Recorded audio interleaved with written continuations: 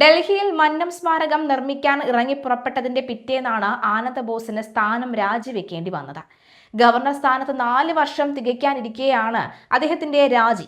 പശ്ചിമ ബംഗാൾ ലോകഭവനെ ഉദ്ധരിച്ച് PTI ആണ് വാർത്ത ആദ്യം പുറത്തുവിട്ടത്. കേരളത്തിൽ തെരഞ്ഞെടുപ്പ് അടുത്തിരിക്കെയാണ് അദ്ദേഹത്തിന്റെ രാജി എന്നതും ശ്രദ്ധേയമാണ്. കോട്ടയം മാനനം സ്വദേശിയായ ആനന്ദ് ബോസ് 1977 ബാച്ച് IAS ഉദ്യോഗസ്ഥനാണ്. ചീഫ് സെക്രട്ടറി റാങ്കിലിരിക്കെയാണ് വിരമിച്ചത്. 2019 BJPയിൽ ചേർന്നത്. മേഘാലയ സർക്കാരിന്റെ ഉപദേശകനായി പ്രവർത്തിച്ചു വരികയായിരുന്നതിനിടയിലാണ് അദ്ദേഹത്തെ പശ്ചിമ ബംഗാൾ ഗവർണറായി നിയമിക്കുന്നത്. ജില്ലാ കളക്ടറായും വിദ്യാഭ്യാസം, ഫോറസ്റ്റ്, പരിസ്ഥിതി, തൊഴിൽ, പൊതുഭരണം തുടങ്ങിയ വിവിധ മന്ത്രാലയങ്ങളിൽ പ്രിൻസിപ്പൽ സെക്രട്ടറിയായും അഡീഷണൽ ചീഫ് സെക്രട്ടറിയായും എല്ലാം ആനന്ദ് ബോസ് പ്രവർത്തിച്ചിട്ടുണ്ട്. സുപ്രീം കോടതി നിയമിച്ച പത്മനാഭ സ്വാമി ക്ഷേത്ര വിദഗ്ധ സമിതിയുടെ ചെയർമാനായിരുന്നു തമിഴ്നാട് ഗവർണർ RN രവിയായിരിക്കും പുതിയ പശ്ചിമ ബംഗാൾ ഗവർണർ എന്നാണ് വിവരം. CV ആനന്ദ് ബോസ് രാജിവെച്ചെന്ന വാർത്ത അറിഞ്ഞ് ഞെട്ടിപ്പോയി എന്ന് പശ്ചിമ ബംഗാൾ മുഖ്യമന്ത്രി മമതാ ബാനർജി പ്രതികരിച്ചു. എന്തുകൊണ്ടാണ് അദ്ദേഹം രാജിവെച്ചത് എന്ന കാര്യം എനിക്കറിയില്ല. എന്നാൽ നിലവിലെ സാഹചര്യം വിലയിരുത്തുമ്പോൾ വരാനിരിക്കുന്ന നിയമസഭാ തെരഞ്ഞെടുപ്പിന് തൊട്ടു മുൻപ് രാഷ്ട്രീയ താൽപര്യങ്ങൾ നിറവേറ്റുന്നതിനായി കേന്ദ്ര ആഭ്യന്തരമന്ത്രിയിൽ നിന്ന് ഗവർണർക്ക് സമ്മർദ്ദമുണ്ടായാൽ അതിൽ അതിശയിക്കാനാകില്ല. തമിഴ്നാട് ഗവർണർ RN രവിയെ പശ്ചിമ ബംഗാൾ ഗവർണറായി നിയമിക്കുന്നതായി കേന്ദ്ര ആഭ്യന്തരമന്ത്രി എന്നെ അറിയിച്ചു. കീഴ്വഴക്കം അനുസരിച്ച് അദ്ദേഹം എന്നോട് ഇക്കാര്യത്തിൽ ഒരു കൂടിയാലോചന നടത്തിയിട്ടില്ല. ഇത്തരം പ്രവർത്തനങ്ങൾ ഇന്ത്യൻ ഭരണഘടനയുടെ ആത്മാവിനെ ദുർബലപ്പെടുത്തുകയാണ് ചെയ്യുന്നതെന്നും ഫെഡറൽ ഘടനയുടെ ആത്മാവിനെ തകർക്കുകയും ചെയ്യുമെന്നും മമത Xൽ കുറിച്ചു. മന്നം ജയന്തി ആഘോഷങ്ങളിൽ പങ്കെടുക്കാനെത്തിയ ഗവർണർ CV ആനന്ദ് ബോസിനോട് മുമ്പ് NSS നേതൃത്വം കാട്ടിയ അവഗണന വിവാദമായിരുന്നു. പശ്ചിമ ബംഗാളിലെ പ്രഥമ പൗരനായി ചുമതലയേൽക്കുന്നതിനിടയിൽ മുമ്പ് ഗവർണർക്ക് മന്നം സമാധിയിൽ പ്രവേശിക്കാൻ ഗേറ്റ്മാന്റെ അനുമതിക്കായി കാത്തുനിൽക്കേണ്ടി വന്നു എന്ന പ്രസ്താവന വലിയ പ്രതിഷേധത്തിന് ഇടയാക്കിയിട്ടുണ്ട്. NSS ആസ്ഥാനമായ പെരുന്നയിലെ മന്നം സമാധിയിൽ തനിക്ക് പുഷ്പാർച്ചന നടത്താൻ അവസരം നിഷേധിച്ചുവെന്ന ഗുരുതര ആരോപണവുമായി പശ്ചിമ Bengal governor CV Anand boss Delhi NSS കരയോഗം സംഘടിപ്പിച്ച മന്നം ജയന്തി ആഘോഷങ്ങൾ ഉദ്ഘാടനം ചെയ്ത് സംസാരിക്കവെയാണ് അദ്ദേഹം തനിക്കുണ്ടായ ദുരനുഭവം പരസ്യമാക്കിയത്. മന്നം സമാധിയിൽ പുഷ്പാർച്ചന നടത്തുക എന്നത് ഏതെങ്കിലും വ്യക്തിയുടെ മാത്രം അവകാശമല്ലെന്നും ഓരോ നായർ സമുദായ അംഗത്തിന്റെയും അവകാശമാണെന്നും അദ്ദേഹം ഓർമ്മിപ്പിച്ചു. പ്രധാനമന്ത്രി നരേന്ദ്രമോദി തന്നെ ഗവർണറായി നിശ്ചയിച്ച വിവരം അറിയിച്ചതിന് പിന്നാലെ ഈ വിവരം താൻ ആദ്യം പങ്കുവച്ചവരിൽ ഒരാൾ NSS ജനറൽ സെക്രട്ടറി സുകുമാരൻ നായരായിരുന്നു. ഗവർണറായി ചുമതലയേൽക്കുന്നതിന് മുൻപ് മന്നം സമാധിയിൽ പുഷ്പാർച്ചന നടത്തണമെന്ന് താൻ ആഗ്രഹം പ്രകടിപ്പിച്ചിരുന്നു. പെരുന്നയിലെത്തിയ തന്നെ സുകുമാരൻ നായർ സ്വീകരിക്കുകയും ചായ നൽകുകയും കാറിന്റെ വാതിൽ തുറന്ന് യാത്ര അയക്കുകയും ചെയ്തു. എന്നാൽ മന്നം സമാധിയിൽ പുഷ്പാർച്ചന നടത്തുന്നതിനെ കുറിച്ച് അദ്ദേഹം ഒന്നും പറഞ്ഞില്ലെന്നും അവിടെ പ്രവേശിക്കാൻ തനിക്ക് അവസരം ലഭിച്ചില്ലെന്നും ആനന്ദ് ബോസ് വ്യക്തമാക്കി.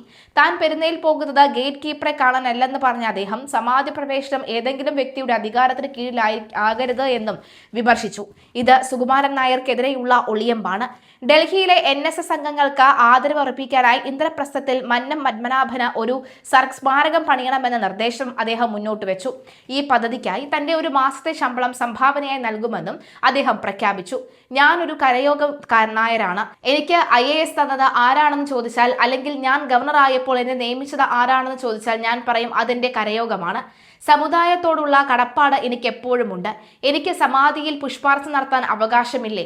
നായർ സമുദായത്തിലെ ഓരോരുത്തർക്കും ജീവിതത്തിന്റെ ഓരോ ഘട്ടത്തിലും മന്നത്ത് ആചാര്യന്റെ സമാധിയിൽ പോയി ആദരവ് അർപ്പിക്കാൻ അവകാശമില്ലേ? അത് ഏതെങ്കിലും ഒരാൾക്ക് മാത്രമുള്ള അവകാശമാണോ? സാക്ഷാൽ യുധിഷ്ഠിരൻ ഭരിച്ച ഇന്ദ്രപ്രസ്ഥത്തിൽ ഭാരത കേസരി മന്നത്ത് ആചാര്യന്റെ ഒരു സ്മരണിക ഉയരണം. ഒരു സ്മാരകം ഇവിടെ ഉണ്ടാകണമെന്ന് ഞാൻ അഭ്യർത്ഥിക്കുകയാണ്. ഇതിനായി ഗവർണർ എന്ന നിലയിൽ എനിക്ക് ലഭിക്കുന്ന ഒരു മാസത്തെ ശമ്പളം ആദ്യ സംഭാവനയായി ഞാൻ നൽകുന്നു. കാരണവന്മാരെ ബഹുമാനിക്കണം. പക്ഷെ സമുദായം ആസ്ഥാനം ഒരാളുടെ മാത്രം തറവാടായി മാറരുത്. സമുദായത്തിലെ യുവതലമുറയ്ക്കും സാധാരണക്കാർക്കും തങ്ങളുടെ ആചാര്യന്റെ സമാധിയിൽ പുഷ്പാർച്ചന നടത്താൻ സ്വാതന്ത്ര്യം വേണം. ഇതാണ് ആനന്ദ് ബോസിന്റെ വിമർശനം. ഒരു സമുദായ അംഗത്തിന് സമാധിയിൽ ആദരവ് അർപ്പിക്കാൻ അവസരം നൽകാത്തതിൽ സമുദായത്തിനകത്ത് വലിയ ചർച്ചകൾക്ക് വഴിമാറിയിട്ടുണ്ട്. എന്നാൽ പുഷ്പാർച്ചന നടത്തണമെന്ന് ആനന്ദ് ബോസ് പറഞ്ഞില്ല എന്നാണ് G സുകുമാരൻ നായർ പ്രതികരിച്ചത്. ഇതിന് പിന്നാലെ കഴിഞ്ഞ ദിവസം ആനന്ദ് ബോസ് ഡൽഹിയിലെത്തി മന്നം സ്മാരകം നിർമ്മിക്കാനുള്ള പ്രവർത്തനങ്ങൾക്ക് തുടക്കമിടുകയും ചെയ്തിരുന്നു. കേരളത്തിൽ ബഹുഭൂരിപക്ഷം നായർ വോട്ടുകളും BJPക്ക് അനുകൂലമാണ്. BJPയുടെ വളർച്ചയിൽ നിർണായകമായ പങ്കാണ് നായർ സമുദായത്തിനുള്ളത്. നായർ വോട്ടുകൾ സമാഹരിക്കാൻ കഴിഞ്ഞതുകൊണ്ടാണ് തിരുവനന്തപുരം നഗരസഭയിൽ BJP അധികാരത്തിലെത്തിയത്. ജി സുകുമാരൻ നായർ BJPക്കെതിരെ സംസാരിക്കുമ്പോഴും അത് പ്രകോപനത്തിലേക്ക് വഴിമാറിയാതിരിക്കാൻ രാജീവ് ചന്ദ്രശേഖർ ശ്രമിച്ചിരുന്നു. മന്നം സമാധി ആചരണത്തിൽ രാജീവ് ചന്ദ്രശേഖർ സജീവമായി പങ്കെടുത്തിരുന്നു. ഉപരാഷ്ട്രപതി കഴിഞ്ഞ ദിവസം പെരുന്നയിലെത്തിയപ്പോൾ മന്നം സമാധിയിൽ പുഷ്പാർച്ചന നടത്താൻ സുകുമാരൻ നായർ അനുമതി നൽകിയില്ല എന്നത് വലിയ വിവാദമായ സാഹചര്യവും ഉണ്ടായിരുന്നു. എന്തായാലും നിലവിലെ സാഹചര്യത്തിൽ ആനന്ദ ബോസിന്റെ ഈ മാറ്റം അക്ഷരാർത്ഥത്തിൽ ഞെട്ടിച്ചിരിക്കുന്നു എന്ന് തന്നെയാണ് പലരും അഭിപ്രായപ്പെടുന്നത്. എന്തായാലും ഈ നീക്കത്തിൽ പലരും മമതാ ബാനർജി അടക്കമുള്ളവർ കണ്ണും തള്ളിയിരിക്കുകയാണെന്ന് വേണമെങ്കിൽ പറയാം.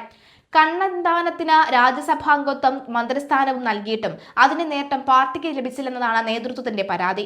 ന്യൂനപക്ഷങ്ങളെ BJPയിലേക്ക് അടുപ്പിക്കാനും കണ്ണന്താനം വഴി കഴിഞ്ഞിട്ടില്ല.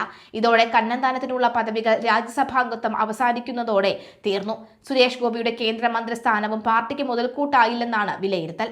നിഷ്പക്ഷ സമൂഹത്തെ പാർട്ടിയിലേക്ക് ആകർഷിക്കാൻ കഴിയുമെന്നായിരുന്നു സുരേഷ് ഗോപിയുടെ BJPയിലൂടെ പ്രതീക്ഷിച്ചത്. അതുണ്ടായില്ല. അതിനാൽ സുരേഷ് ഗോപിയെയും ഇനി മന്ത്രിസഭയിലേക്ക് പരിഗണിക്കില്ല. രാജ്യസഭാംഗത്വം തീരുന്നതോടെ അദ്ദേഹത്തിന്റെ BJP രാഷ്ട്രീയവും അവസാനിക്കും. മറ്റൊരു പാർട്ടിയും ഇത്തരം ആളുകൾക്ക് ഒരു സ്ഥാനമാനവും നൽകിയില്ല. സുരേഷ് ഗോപിക്കും കണ്ണന്താനത്തിനും ബോസിനും വലിയ ജനപിന്തുണയുണ്ടെന്നാണ് കേന്ദ്രം തെറ്റിദ്ധരിച്ചത്. PC ജോർജും തുഷാർ വെള്ളാപ്പള്ളിയും ഈ MP സ്ഥാനം ചോദിക്കാൻ ശ്രമിച്ചെങ്കിലും അതിനുള്ള അവസരം പോലും പാർട്ടി നൽകിയില്ല. വെള്ളാപ്പള്ളിയും ജോർജും BJPയെ നശിപ്പിച്ചു എന്ന ധാരണയിലാണ് പാർട്ടി നേതൃത്വം. പാർട്ടിയുമായി ബന്ധമില്ലാത്തവർക്ക് വലിയ സ്ഥാനമാനങ്ങൾ നൽകുന്നതിനെ പാർട്ടി പലവട്ടം ചോദ്യം ചെയ്തിട്ടുണ്ട്. എന്നാൽ ഡൽഹിയിലുള്ള ഉപദേശകർ അത്തരം വിമർശനങ്ങളെ തൃണവൽക്കരിക്കുകയാണ് ചെയ്തിട്ടുള്ളത്.